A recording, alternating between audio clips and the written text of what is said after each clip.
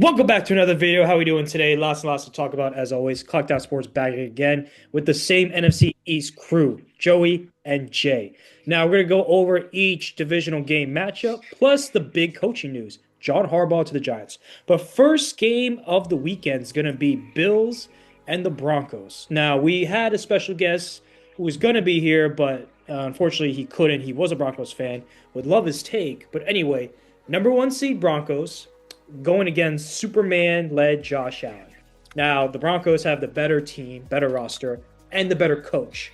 But the Bills have Superman and the best player on the planet, football player on the planet. It's going to be a tough matchup. It's going to be a great game.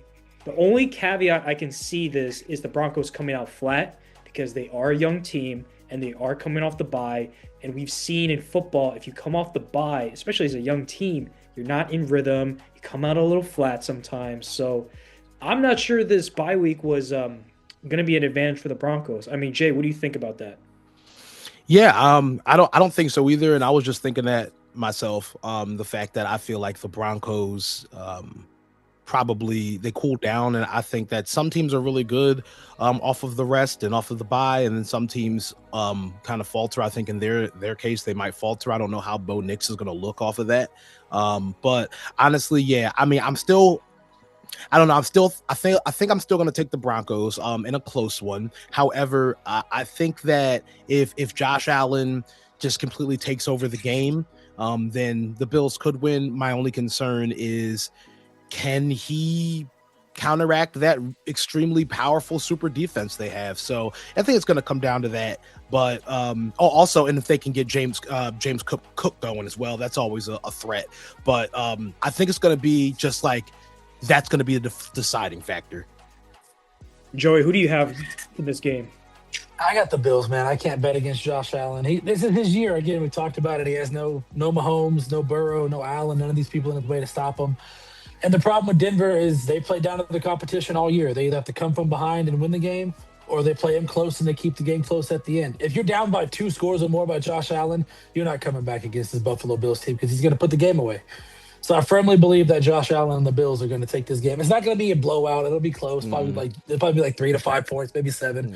But I think Buffalo will. And like Jay mentioned, the first round bye does kind of hurt teams a lot. I know in the past it's helped teams, but a lot of teams kind of take it as a bye. It is a bye week, and they get rest too well rested, and they end up making mistakes and mental errors. Yeah, and the Broncos, by the way, I just want to add our 1.5 point favorites in that matchup. Yeah. So I also have the Bills too. I cannot bet against Josh Allen, even though football is not like basketball, obviously not, but Josh Allen is playing at a superhuman level, and I just can't bet against him. If he has the ball, the 2-minute drill, 4-minute drill, whatever, you can't bet against the Bills. So I'm going to take Josh Allen. I'm going to take the Broncos, come out a little flat. I think in the second quarter, they'll be down 10 or 14 points, and Bo Nix is going to have to come back. Bo Nix is a good quarterback, not great. He's part of the system, not the system. So I know Bo Nix has his moments, but I don't think Bo Nix can put the team on his back to lead the Broncos back to a comeback win. Also, when the Commanders played the Broncos, Marcus Mariota essentially put up 30 points against this apparently number 1 defense in the NFL. Yeah. So let's not forget Trevor Lawrence also smacked him around. Not saying Trevor Lawrence is bad, but he's not the level of Josh Allen, obviously, as quarterback wise. That definitely, I think that game against you guys, Z, showed the chink in their armor. And I think that honestly, if they could just get their number, it'll be one of those things. Even against the sorry, I didn't mean to cut you off, Jay, but even against the Giants, they had to come back and score 19, 20 points in a quarter to beat them, and they beat them. And then they almost lost to the Raiders as well. I mean, that was a 3-point game. So. Yeah, and people say, well, Raiders are a division opponent. I mean, we blow out our division opponents. I mean, shut up. No, I'm just saying, like.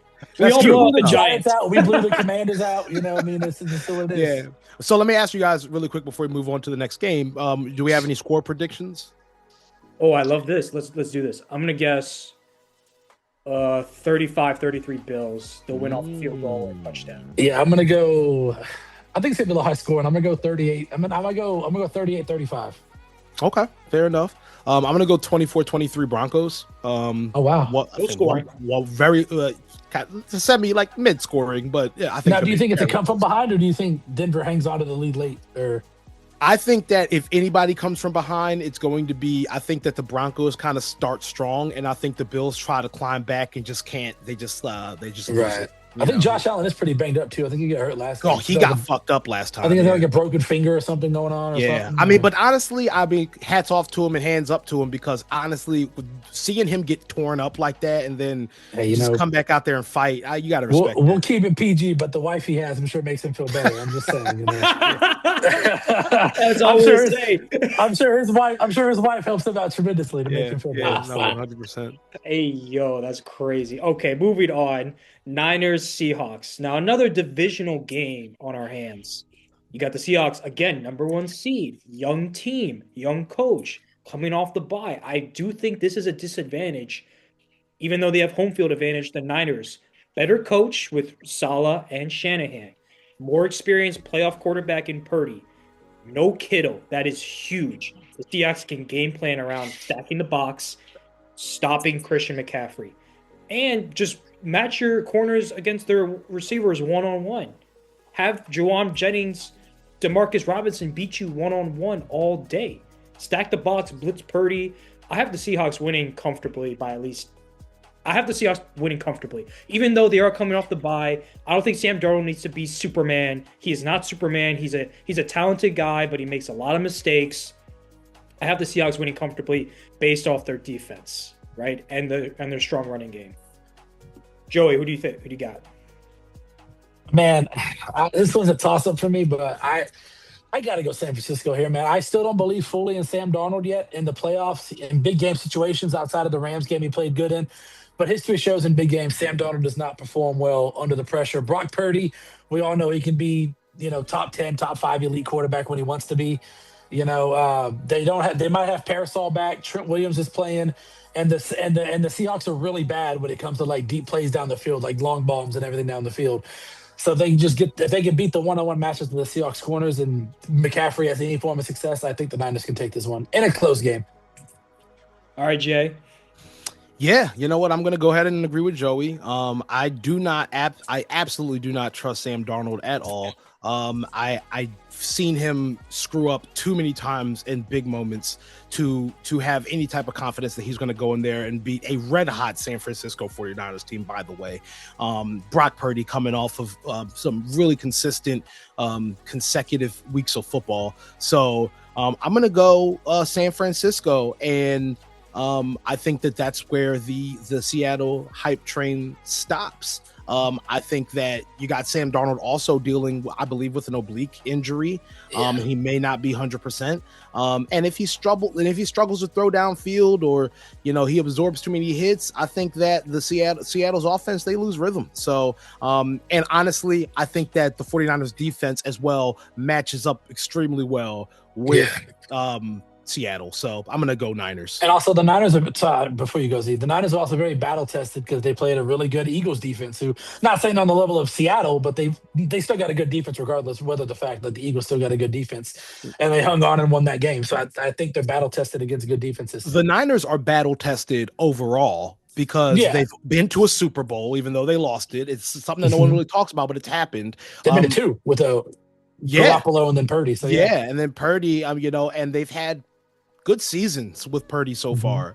So hey, man, I said before the season ended that they were making quiet splashes and they might be a problem. And they're one of the most underrated teams that no one's talking about. They think they're really bad, but they're not a bad team. They're just injured and they're still winning games. Right. I just want to point out the line is 7. That's a 7. lot. 7.7. That's a lot for a division game. Division game, division opponents in rival, game. Yeah. Division rival playoff game. That is crazy. Yeah, I don't think Seattle covers that spread at all. I don't think they cover it. They're not. I'm going to go out on a limb. I'm going to say they're going to win by 10. I'm going to guess 30-20 Seattle. Wow, I'm actually going to go. I'm going to go a little low score on this one. I'm going to go 24-21 Niners. I am going to go 29-21 Niners. Is that a scoregami right there? Is that a scoregami score? Scoregami, what's that? So scoregami, it's like an account on Twitter. They a score, like a different score, like a 35, like like I don't even know, like 29, 22. Yeah, I know it's a, Yeah. I know it's a really random number. I It's was like gonna two go, scores that don't like that are yeah, like a I was gonna common go score and 20. a I was half. gonna go Yeah. 28, but like I always see like I always try to account for when I'm Because one predicting of those scores. teams always go for two and down the Yeah, stretch. so I always So try to yeah. account for 2 points. I always try to account for field goals, misses, all that stuff. So that Also, when I say stuff hats like off that, to Robert Saleh for keeping his defense the way it is with all the injuries and still winning games and stuff. yeah. San Francisco has the best coach team this year by far. The way Oh Saleh yeah. has rallied his defense with the injuries to Warner and Bosa, Shanahan's still an elite play caller, elite head coach. So yes, San Francisco has the edge QB head coach, but I think Seattle has the better team. I'm gonna bank on the better team with home field advantage, despite coming off the bye. Now, we went over the number one seed teams.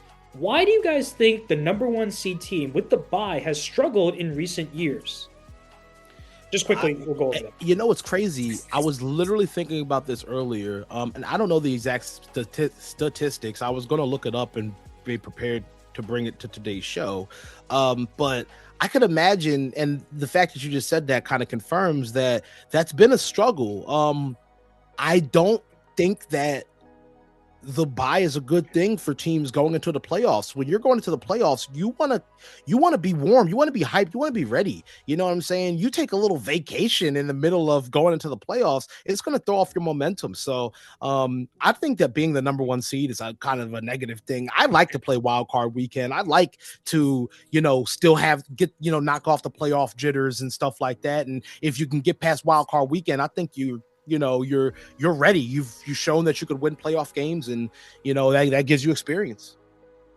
Yeah, I mean, Jay hit on the head there. It's like it's an extended break from the season. You get by too much time to recover. You get too complacent. I wouldn't say lazy because I don't think the athletes are lazy, but like the bodies are too well rested compared to somebody who played on wild card weekend and is taking the bumps and the bruises of the game to keep them in the football form that they need to be in.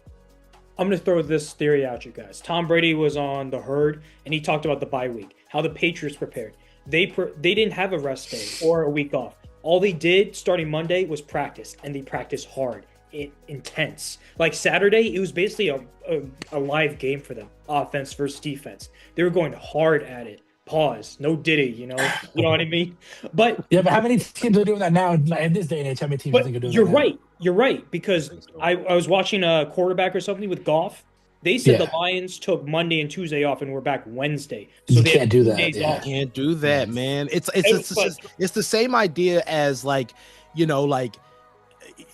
going to start a game and then it getting delayed and then or something like that, and next thing you know you're getting iced up. It's like how people ice kickers, they're ready to go and then you call a timeout. It's like, oh, you're doing off my rhythm. Dude, so I never felt like the icing the kicker thing is actually like a diabolical thing to do. Like I never thought it would actually work, calling a timeout. Like kickers, warming up to still kick the field goal and then miss. Like I'm like, the icing the kicker thing is crazy. Yeah. So let me ask you guys this: if you don't have timeouts, and let's say it's like a 44-yard field goal, right? That's makeable. What if the defense just jumps off sides on purpose to ice the kicker? Unless you're Tyler Loop, it's not makeable, but hey. Yeah. Is that viable, or am I crazy to make it? Because then you would because then they would get 5 more yards.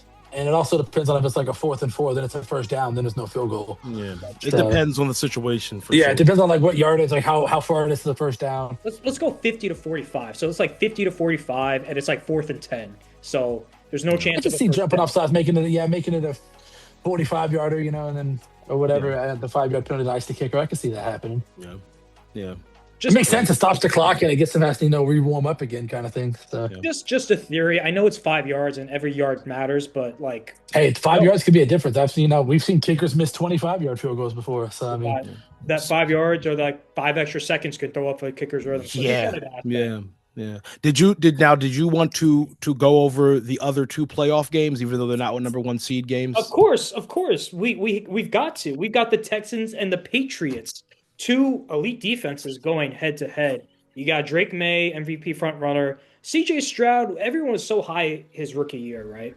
But he's come back to earth in recent years because of bad O-line play, bad OC calling plays. But you know what? CJ Stroud does have a high ceiling. I have the Patriots walking away with this win because of Mike Vrabel. I think Vrabel is a much better coach than DeMeco Ryans. and I'm a big fan of D'Amico Ryans, but I think Drake May is miles ahead of CJ Stroud right now. I think the Patriots have a more well-rounded team, even though the Texans have a superstar in Will Anderson. So give me the Patriots, give me Drake May and Mike Vrabel at home to get the dub. What say you, Jay? Well, Patriots are, let's see, 3-point favorites. And, you know, I guess I'm inclined to agree with that just based off of the Texans' inconsistencies. I know that I had a take before that the Patriots were going to choke at some point. And in this case, I do think that, but I think they're going to choke in the Super Bowl. I think that they're going to beat the Texans, and my final score prediction is going to be 22-20 or 23-20, depending on how that game goes. Yeah, I think that the Patriots are just going to grind it out with defense and clock control, and I think that Drake May is going to play. I don't think he's going to have probably the greatest game of his season, but I think that he is going to play good enough to win the game by a slim margin. And I think that it's going to come down to if the Texans win, I think it's just going to come down to who, you know, if Drake May makes the mistake or if CJ Stroud makes the mistake or who makes the mistake as the quarterback.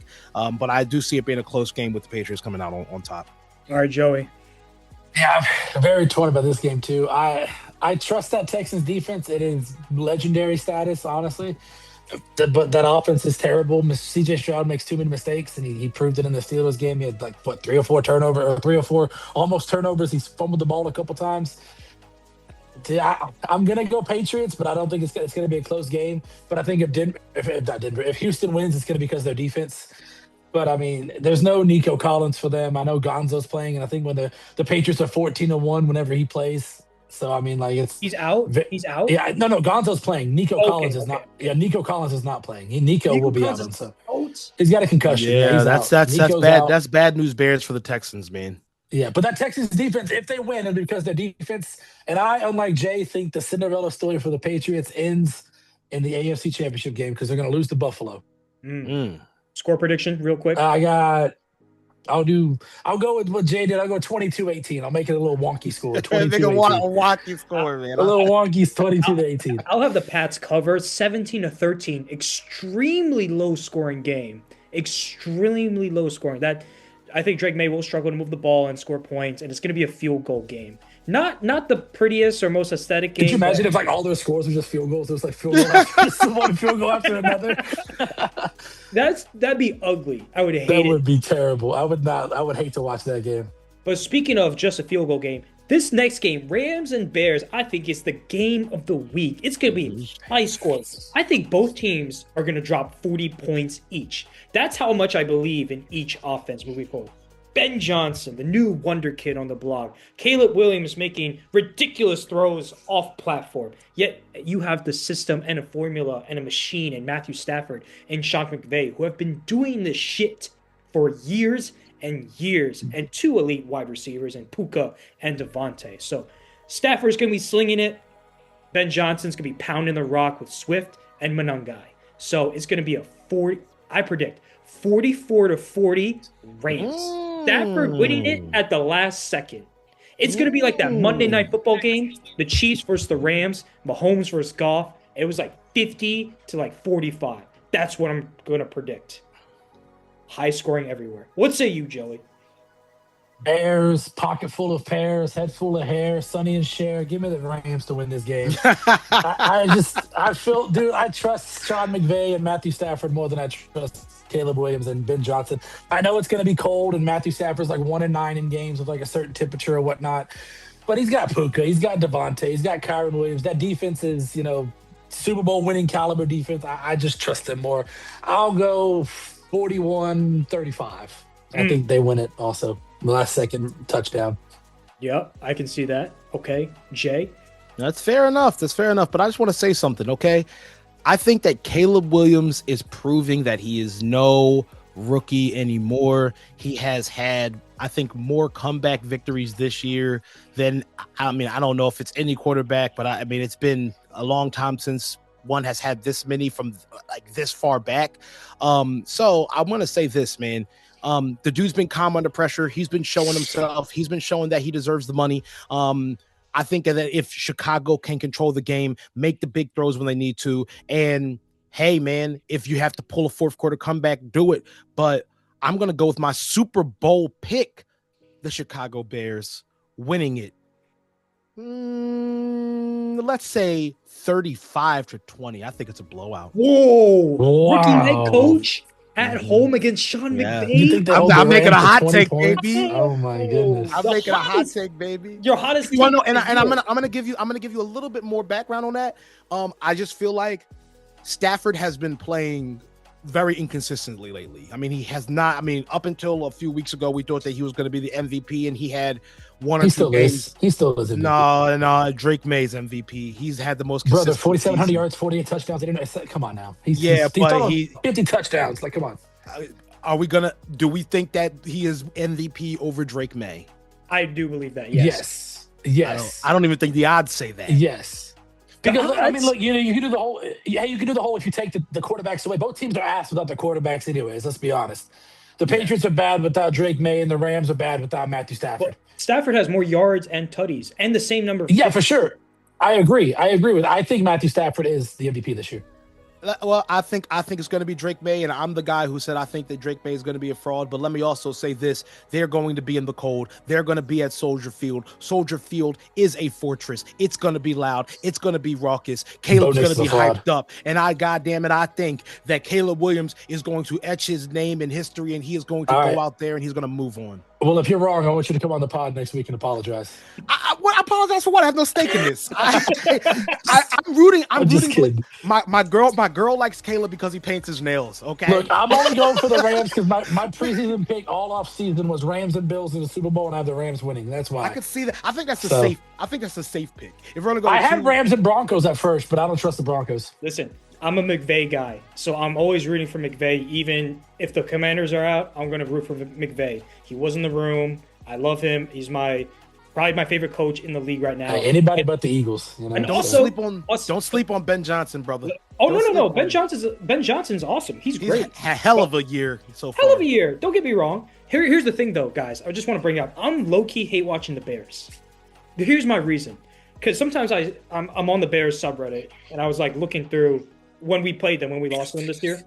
Bro, they were shit-talking Jaden. Not even like shit-talking, but they were like saying, Jaden sucks. I hope he gets injured. I hope he stays injured, bro. No, I'm serious. They're insecure about Jaden being better than Caleb. They're insecure that Jaden's the better quarterback than Caleb. They're insecure about everything Jaden Daniels did last year. And they're all trying to say, oh, we ruined the Commander's season like they did to us. Nah, it's not the same. A Hail Mary over a game-winning field goal, it is personal. Feelings. It is personal. I'll tell you why, because you don't. Our Lord and Savior, Jaden Daniels, you don't wish harm on him. You can talk shit, which is fine, but you don't wish harm on him. Fuck that. I mean, you shouldn't wish harm on any football player, no matter who they are, whatever team they play for. Like, wishing injury on any player is just fucked up. WWJD. So, low-key hate watching the Bears. Fuck those guys. Hey, last year I was hate watching the Eagles. I was rooting for the Commanders, but it backfired. So, well, why would you root for the Commanders? I would not root for the Eagles, I'll tell you that much. I was wanting them both to lose. I was hoping there was a way you could both lose, and none of y'all made it. It was just tie. It was just tie. The Commanders-Cowboys rivalry has not been the same since the 90s. Hey, that's man, true, I'm gonna own them now. So. Oh Jesus, I'm gonna say this. Last year when we faced you guys in the NFC Championship game, I think, and even before that, I think that the Eagles and the Commanders rivalry is rejuvenated. Like it's heavy now, bro. It's heavy now. It died for a few years because the Commanders were irrelevant, but like now, yeah. No, when we beat you, when we beat you in the regular season, when we were at home, the second game, that's when it came back. That's when it started. Yeah, that's when it came back. Yeah. Man, imagine losing to the Commanders at home. Couldn't be me. That's crazy. Imagine dropping 55 on them. Could be me. Yeah, imagine blowing a 21-point lead, losing the game. It doesn't matter. Move on. Do we have any? Are we talking about hardball? We got to talk about hardball. No. I'll just say this: if you won the lottery, you should be financially successful. And if you're broke, that's on you, and you're more to blame than the guy who was born into poverty. That's all I'll say. What did that guy? What the fuck? It's a metaphor. Okay, well, what the fuck, man? I'm saying you're a favorite and you should have won. That's true. Stop it. Okay, fair. You had us by 20 when we spotted you 21 points. Listen. I'm gonna rate it in. We got 10 minutes left, and we got to talk about hardball. Okay. I don't want to talk That's about true. the Eagles. We do got to talk about hardball. Yeah. I'm mad at them right now. All right, John Harbaugh, the best coach on the market, has taken the New York Giants head coaching job. We wheeled in on a private jet to a private dinner with a private menu with lobster, steak, whatever you could get. It was a private menu, a customized menu just for John Harbaugh, paid for by the owners of the Giants. Don't know their names. They Mara. John Mara, I think it is. John Mara, yeah. They wined and dined him and got him to sign a big contract late last night. This is a big win for the Giants, in my opinion. They've had coordinators galore. Daboll, Shermer, McAdoo, and they have not worked out. Yes, Joe Judge. Joe Judge does not count. He's a bum. Anyway, they've tried for years to get coordinators, and it hasn't worked. Harbaugh needs to come in, clean up the culture, get rid of the toxicity wherever it is, the front office, the locker room, and their floor and John Harbaugh's floor is 8-9, and the Giants would welcome that with open arms. So, Joey, is this a good move for the Giants to hire John Harbaugh? It is a good move. I mean, he instantly probably becomes the best head coach in the division. I mean, as far as like success and everything goes. I don't think they're going to win the division. I don't think they're going to win 12, 13 games. They're probably 8-9 wins maybe in their first year. I think in the next 2 to 3 years, maybe they make the playoffs. But I don't think they're going to win a Super Bowl with Harbaugh. I just think that much like Tomlin is maybe a hot take, but I think the game has passed them by. I think it's changed, and I just think the way they go about it is different than other coaches in this day and age of football. Interesting. I can see that and I agree with that. Now, Jay, what do you think about this hire? I love it. Dare I say it? I put it out there earlier in our Discord server, and I said, hey man, I see the Giants being the sleeper team next year. And when I say sleeper, it's not really much of a sleeper. I want you to look at the talent this team has. Okay. The problem was never the talent. The problem was uncertainties, coaching, just not knowing where they were going direction-wise in the beginning of the year. But Harbaugh coming in, he knows how to win in the playoffs. He's taken multiple teams deep into the postseason, and I mean, he knows how to get the most out of his rosters in January. Secondly, he's amazing at developing quarterbacks. So with John Harbaugh, Jackson Dart, oh my goodness gracious, that's scary, man. Third of all, Neighbors, yeah, bro. You gotta also hope they're healthy too. Like injuries play a big factor in it too. Yeah, you got Abdul Carter on the defensive side of things. You still got Sexy Dexy. You got Brian Burns.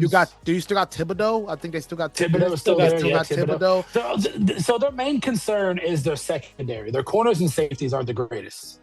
Yeah. I mean, the safeties are decent, but their corners aren't the greatest. Yeah. The one thing I'll say, though, is I think with Harbaugh, they will finally have an identity. And I think that is something that we talk about so often with teams finding their identity. And I think that's everything when you're and that's the one thing, if I can go back to my dreaded Birds, we didn't have an identity this season. He's going to be a culture changer for the Giants, for sure. Yeah. John Harbaugh. So say, man, listen, I think it's big for them. I think that now you're about to see some serious success come out of that team in the next few years. I like it because it's going to make the NFC East more competitive, and we love a competitive NFC East. Yeah, man. I love it, but I hate being the only team that's in the playoffs every year. Besides, let's hey, man, yeah. right with you last year, man. Back and forth. You were right. You were right with us last year. It's either Dallas or the Commanders. It's never both of you. Yeah. It might change. Now, let's rank the NFC East coaches. I'll start. Oh, God. We'll go first Harbaugh, second I know how this is fucking going.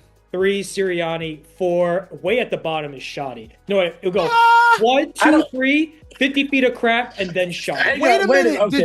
Did you just give Nick Sirianni some flowers? Because hold on, Brad. Okay, hold on, Brad Pitt from Moneyball. Relax, all right? Is Sirianni better than Shoddy, but not by that? put him way last. I'm proud I of don't you. think. Hang Proud on. of See, me. I don't know. Hang on. And I'm not saying I disagree or agree with you, but I don't think it's fair to put my coach at the bottom. He's only had one season, and He it's also his first time coaching. he That's the didn't have point. that much buzz as an OC. He didn't call plays for many, many years, so he wasn't a I mean, hot he did. candidate. Did he not do pretty well this year? He did better than I expected. I mean, but exactly. my floor was 2 wins for the Cowboys. So Well, you have to say that because you're a Commanders fan. I mean, no, I'm I- serious. I thought y'all were gonna be actually trash, like 6 wins or something. I really did. Let me ask you a question, Z, because you put your coach second, right? I did. Uh-huh. I'm a homer. That's a homer pick. How many rings does your coach have? You know, that's a fair question. so hang on, wait. If I'm fair correct, question. didn't your head coach blow a 20-3 lead in the Super Bowl? Just asking did. for a friend. Well, Shanahan did too. He was part of that reasoning too. Well, we're not talking about Shanahan. We're talking about Dan Talk Quinn. about Shanahan, We're goddammit. talking about Dan Quinn. He went against prime Brady, prime Bill Belichick. He got the Falcons, a mid team for many, many years, to the Super Bowl. I give him credit for that. I unfortunately will. All right, You let's, have to- you have to put Unfortunately, Harbaugh as one. You have to. Unfortunately, I have to agree with you in this last 3 minutes that we have. Okay, I'll say Nick Sirianni, if we're talking about pure experience standpoint, is the third best coach in the NFC East. John Harbaugh, excuse me. Absolutely a legend. Dan Quinn. I mean, he could probably be in that same vein because he is still that guy. He's still Dan Quinn. And then Shoddy doesn't have the experience, and then Nick has a Super Bowl, so he has to be third by proxy. But so I'm surprised you put Sirianni third. I would expect him second at the very least, Jay. I think Dan Quinn. We talk about maturity as a coach. I think that Dan Quinn has that. I think that, yes, and Nick Sirianni's immature, but we love that about him. You know what I'm saying? So my coach isn't mature? No, He's just fucking a guys. baby. He hasn't fucking done anything. I mean, it's his first year coaching, so I don't think it's Yeah, fair so to it's assess him as like a he's in the prove it category. right, yeah. Like I don't think I think he's gonna be a good coach. I'm not just saying that because he's on my team. I think he's not given enough credit for what he had this season in Dallas for what was everything that happened with the Micah trade and this and that. Like, I mean, Now we say this though, but is it possible that John Harbaugh goes to the Giants and nothing happens and he's horrible with the Giants? Yes. So we have to account for that too. We'll see. that is true.